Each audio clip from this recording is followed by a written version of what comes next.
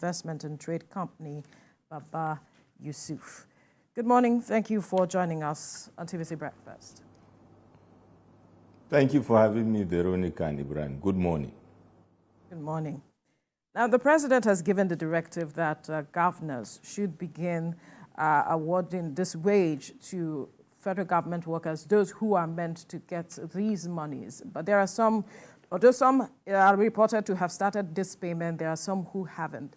But the question is, does the president have to, make this statement, put out the statement there for these governors to understand what the situation is and just begin to give this wage award? Do they have to wait for the president? Absolutely not. And that speaks volume, Veronica, with regards to the kind of sensitivities and sensibilities at subnationals. Let us just step back a bit and look at the history of this minimum wage to dimension it and see how serious it is. 1981, minimum wage was 125 naira, Veronica. At that time, the dollar equivalent was $195. So you can look at somebody taking home 125 naira minimum wage at a time that naira was stronger than the dollar. Now fast forward to 1989, 1990, around when President Babangida implemented the structural adjustment program and there was high level of austerity. Even at that time, minimum wage was around 250 naira, when at that time, it's equivalent to about $31. Now, fast forward to today, 30,000 naira minimum wage, equivalent to around $20. You can see how battered naira has become with regards to its purchasing power. In 2019, thereabouts, former President Muhammad Buhari, there was an agreement with the organized labor and the minimum wage was pegged at 30,000 naira. As of a couple of months ago, over 20 state governments were not paying those minimum wages. State governments were owing months on end. And Q3 last year, President Tinubu approved an intervention of 35,000 naira to add to the 30,000 naira. Most states that are paying 30,000, your guess is as good as mine with regards to 35. So, to be honest, Mr. President's crying out again and appealing to the governors is an indication of how bad things are, given the vagaries of food insecurity and other socio-economic variables that are impacting all over the place. The mental health of Nigerians is going worse by the day. People are frustrated and dejected.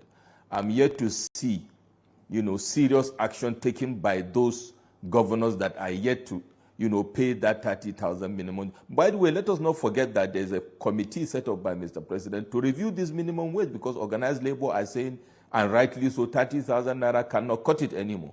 The question is, states that are yet to be paying 30,000 naira, will they be able to pay the next minimum wage that will be pegged?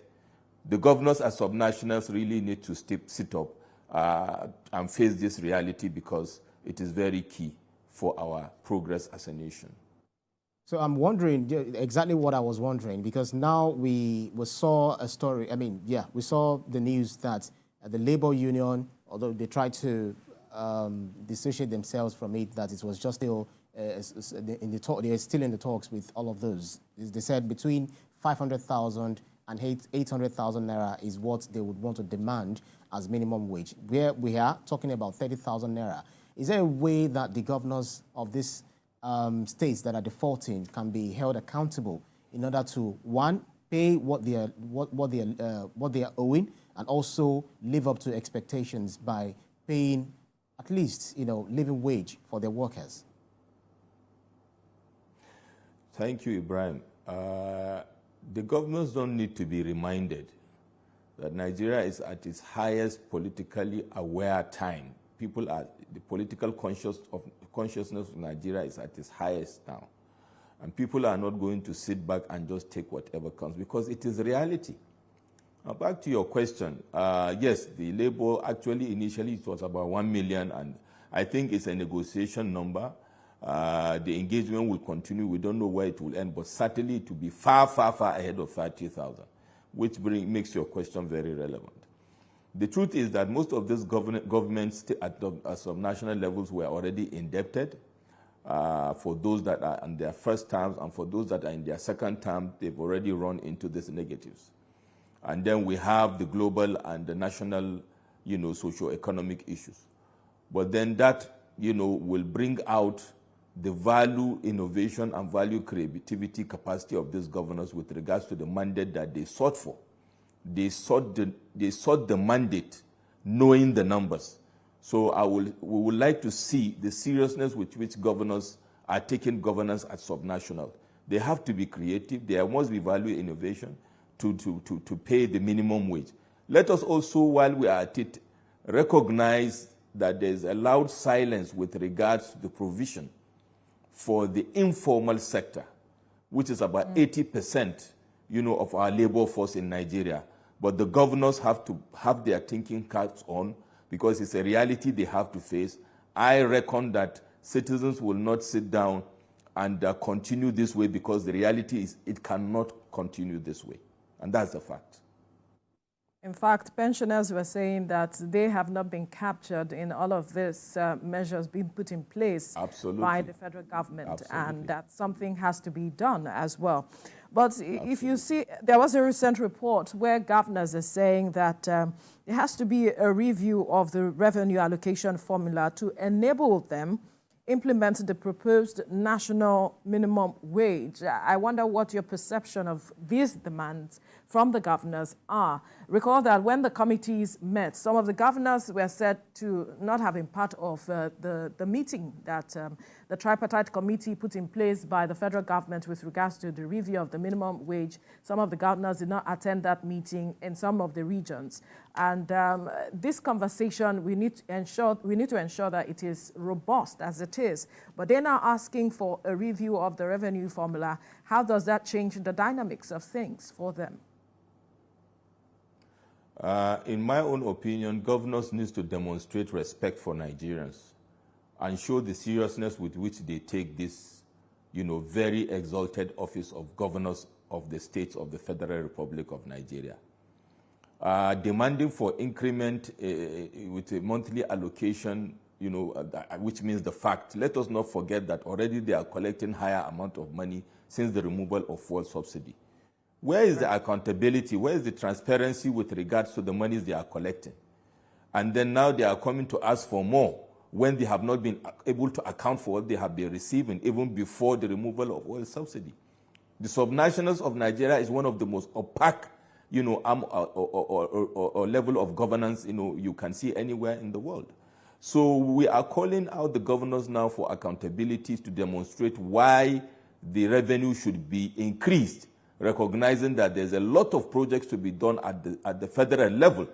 I've said it somewhere before that governors have this gimmick or this tactic of always pointing at this, national, federal level, in their states. It's federal.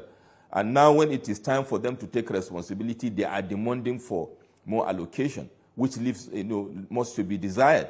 Like I said earlier, Veronica, the value innovation and value creativity is what governors should be looking at going forward. No state in Nigeria has any business being poor. And people should recognize that being governors is not about being transactional leaders. Being governors is about being constructive disruptors, value innovators and value creators. It's as simple as that. Otherwise, they can collect as much increment on the monthly allocation as they want. They will not be able to pay minimum wage. And if a governor cannot pay the minimum wage of 30,000 as of today, I don't believe that people have any business being in that office, with all due respect. Unfortunately, they still keep depending on the federal allocation from the federal government, because before we discovered the crude oil in commercial quantity, we used to, be very creative, especially going the agricultural way. We had a lot of monumental projects that were built by the cocoa, palm oil, groundnuts, etc. So do you not feel that the governors, the incumbent governors we have, although some of them are already talking about going back to farm, creating more investment, launching more investment in agriculture, how much do you think they are doing with this in order to tackle the food crisis we find ourselves? Brian, we will see in the coming months. Interestingly, we are in the first quarter. We are getting out of the first quarter of 2024. So by mid-year, we will see if it's just optics, because I believe most of these governors are just doing what I call dancing in the marketplace, playing optics, diversionary tactics from the issues. But then, as the saying goes somewhere, that the day will not lie. It is the woman that say she will give you her daughter into marriage that will lie. We will see. By mid-year, we will see if or not the value innovation aspect of their governance will play out, whether in the area of agriculture, or in the area of solid mineral, in the area of human capital, or sensitizing or activating or catalyzing the production sector with regards to power and all that. Like you rightly said, it is very sad, Ibrahim. First Republic, we have these vanguards, the likes of Sage, late Obafemi Awolowo, the like of late Sam Amade Bello and others, were running the regional governments, without oil. I remember we actually gained independence with incomes from agriculture, not from oil. The creativity, the value innovation, the sense of patriotism, and in touch with the realities of their people is still what we are benefiting. Sadly, so it's so poignant that we are still benefiting from what the seeds those vanguards of Nigeria have sown. So going forward, we would like to see, or definitely we will see, whether governors are ready and are ready to deliver the dividends of democracy, because federal allocation cannot cut it. We can see the value of Naira eroding, and as much as you collect from the federal, it is how you are able to generate income from your state. And while we are at it, IGR2 cannot cut it. Your excellencies, there must be value innovation to create wealth, to build human capacity, human capital capacity. That is the only way to go. And the earlier you have a blueprint to deliver that, the better. Otherwise, that reality will come, and we are already seeing social unrest. It's not just about opposition parties. If we want, in strategy, if you want to move forward and you want to have results, you must face that reality. It's a social unrest that is an outcome of failure of delivery of dividends of democracy. During campaigns, promises were made unconditionally, Veronica and Ibrahim. They didn't give us condition that, if I win based on this and that. They said, just give me the mandate, I will deliver. Let us watch and let us expect that governors will deliver those mandates unconditionally. Right. Perhaps this is why some persons have said that we need to begin to rethink our system as it is, having true federalism, where we see the federating units contributing to the center as it should be, as against the center giving handouts to the federating units. Perhaps that would move us forward. What do you say? Absolutely. I totally agree. I am one of those proponents. I've been in that group for over 21 years, that we should go back to a system of governance that suits us and our peculiarities. And that is the way to go, Veronica, because that will, first, even from the point of view of cost of governance, that will streamline governance, and that will, bring more seriousness with the issue of governance. People will now focus on that value innovation of extracting value from their states and then contributing to the federation, and also delivering dividends of democracy. I believe this will trigger or change, or this will be actually the game changer for governance in Nigeria. I seriously believe that is the way for us to go going forward. Because don't forget that an element of that is devolution of powers. An element of that is local government autonomy. An element of that is also review of our parliamentary system to a unicameral, parliament. These, if taken wholesome, will change the game for us and will change the direction of governance to be more front-facing, more forward-thinking, and more impactful. I'm still, thinking in the line of food sufficiency because of the food insecurity that we are having, because Nigeria currently grapples with an unprecedented food inflation, which stands at 35.41% according to NBS. And the president, while in Niger State, in inaugurating some projects towards the farm implementation and all of that, he said that Nigeria has no business not being able to feed itself, that we should be able to also feed ourselves and then export some of this food outside of the country.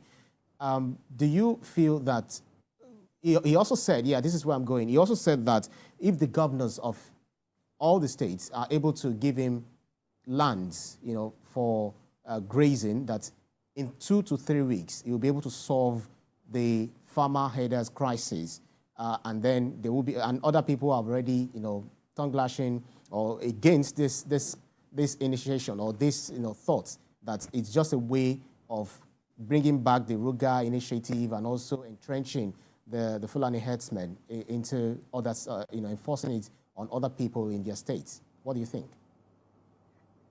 It's a reflection of the frustration Mr. President is facing, Ibrahim, with regards to this. If governors have been able to do their jobs, of course, it's not all the governors of Nigeria that are in this particular, quadrant, if you like. We have governors that are delivering. We have governors that are, we are very excited to see the Red Line rail in Lagos a couple of weeks ago. And it is poignant again because some regions are busy struggling with some, social media influencers issues where you have subnationals that are front-facing. You have, the IPP in Abia, brilliant. So we have governors like that, but on the majority, we have governors that have not been able to be creative, to add value, and we have a president that's struggling to deliver, to say, what can I do? So for me, it's a reflection of the frustration Mr. President is going through, to say, okay, maybe you should give us the land, we'll be able to do this and that, which to my mind, is a noble intention. But the truth is, governors really need to do the job of governors. I totally agree. I remember as far back as about 29, 30 years ago, to be honest, I was working and I was trading in commodities. We were not talking about food scarcity about 30 years ago, 31 years ago, when we started our practices in working. We were talking about wastages. We are not talking about food shortage.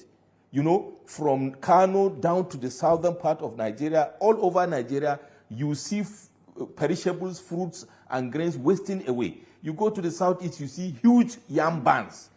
So now, fast forward to today, we are not even producing enough to feed. How bad has things before? Insecurity issue. Farmers cannot go to the farm. They don't have implements. They don't have the feeds. Like fertilizer and all that. And the purchasing power of the farmers are so low that they are not enabled to produce as much as possible. Don't forget, from that time at the First Republic to now, population has increased by over 200%. So the capacity has to be upskilled and upgraded. And I will advise that the agricultural initiatives by state, which is noble. For example, I commend the governor of Niger State with the agri-value chain initiative, is brilliant.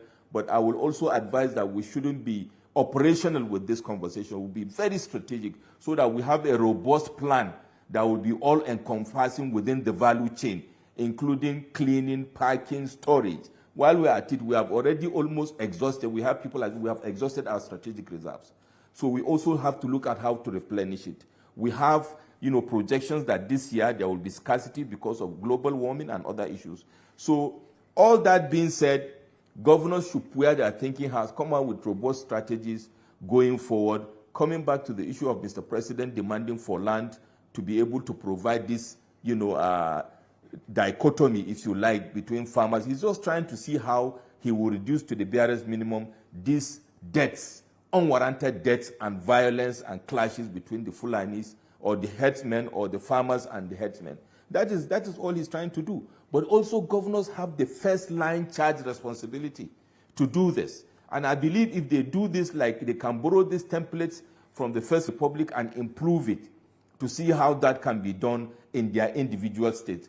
God created Nigeria in such a way that every single state has agricultural value chain that is peculiar, that is so different, that can add value to the people and add value to the federal, by export, and also to feed West Africa. I was exporting grains to Niger, Burkina Faso, not by smuggling, because we had enough. As far back as 1995, that can be done. That can be upscaled going forward. We still feed the sub-region of West Africa, I dare say.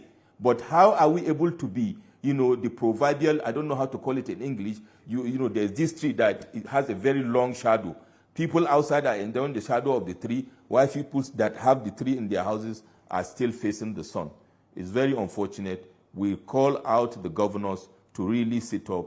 Governance at this time of critical time in Nigeria is a serious business, and it is very obvious. Now, there were, initiatives taken by the previous administration. Talk about Anchor Borrower Scheme, because you mentioned we've been strategic this time around when we're trying to deal with these issues head on. When we saw how much the previous administration invested into agriculture, because we even talked about diversifying the economy at the time, and we're now finding ourselves in this situation, one would wonder what really happened to that initiative. What are the lessons we should borrow moving forward, such that whatever effort we are putting in place this time around yields the necessary results?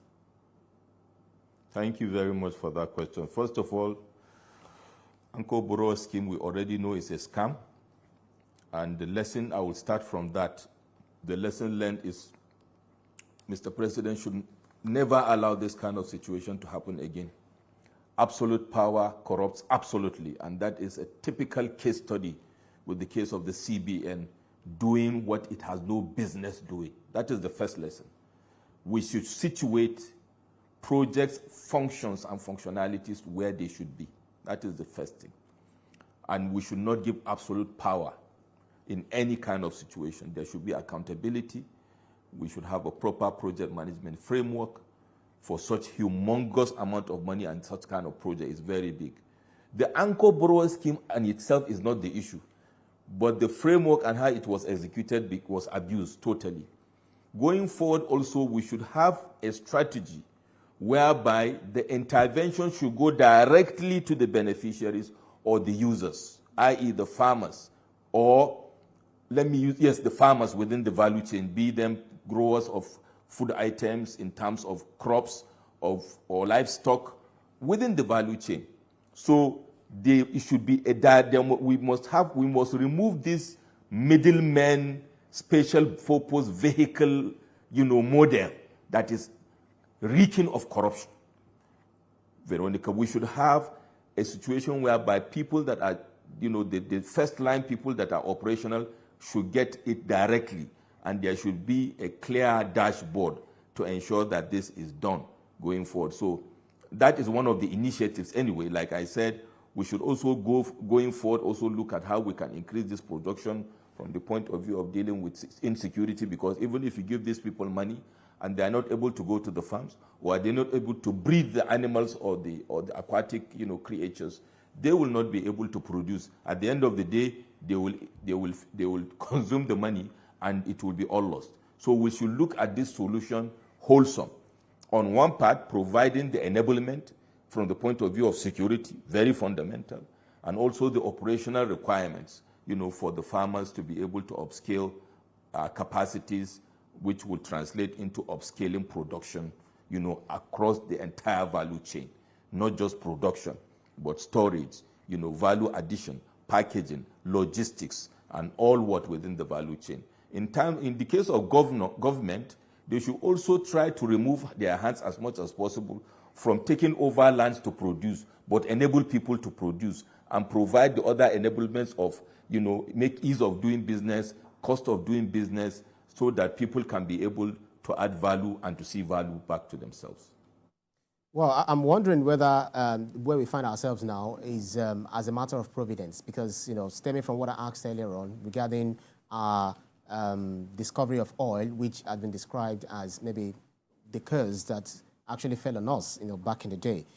The fact that we don't have enough food, we are not, we don't have food sufficiency, and we're not even able to feed ourselves, let alone, sell this produce outside of the country. To the extent that Nigerians are angry, it drew the eye of Nigerians from the World Food Program, from Nigerians rather, based on the World Food Program by the United Nations, which offered 25,000 tons of wheat from the government of Ukraine, which is facing war, and some felt this was a bad thing. That is one, and the second one is that do you feel that this is a providence for us to realize that the era of crude oil is not something that is sustainable, and we just have to go back to the good old days?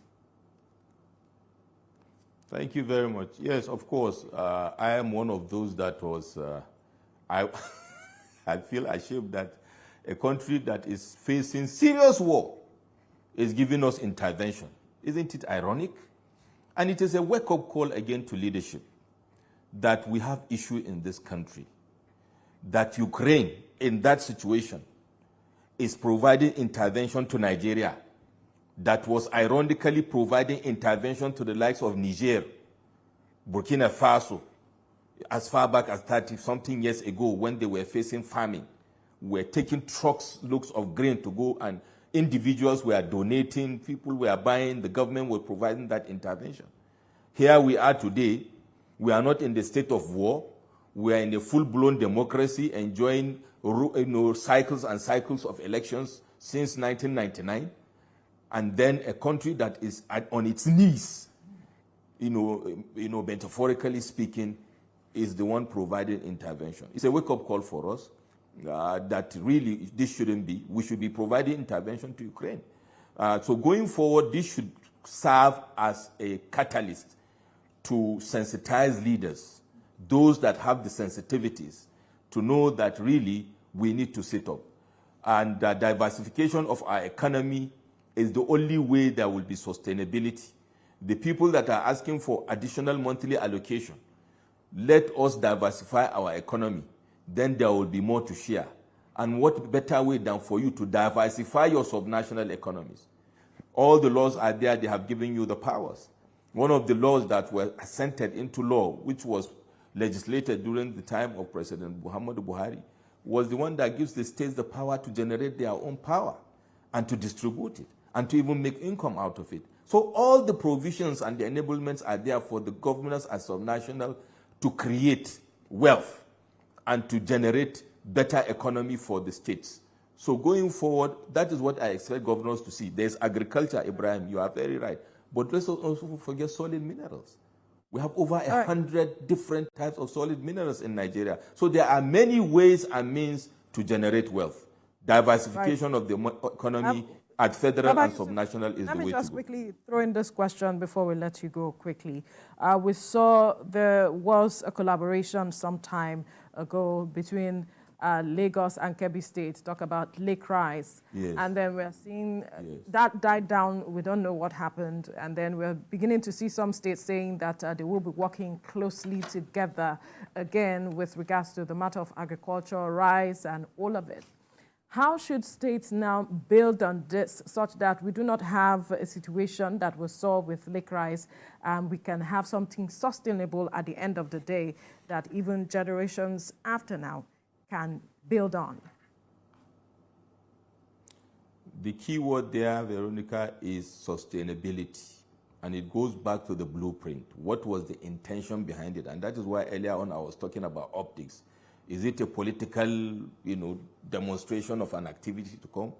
Or is it a very deeply thought out concept? So there should be a lot of thought put into this, apart from the optics of, media, for people to say, that case of Kebbi is very sad, because that is a very noble project. That is a project that should have been sustained. And the part of the problem is also at subnationals. Maybe this party is leading at the state, and another party comes to take over and jettison whatever he or she inherited, whether it is good or bad. That is part of the problem. So sustainability is very important. Whoever takes over governance should look at what is good and take it on and progress. That is why probably Lagos remains the center of excellence. Because year on year, or administration, you see that consistency, you see that progression of the strategy. That is the only way you can be able to leave a legacy that will be enduring. Otherwise, if you want to run these silos, every 4 years you have new project, the citizen will continue to suffer, the economy will continue to suffer, and the governors will not have their names written in gold. They will go down in history that people that came and failed. All right, we'll have to leave this conversation here now. We must thank you, strategist, policy analyst,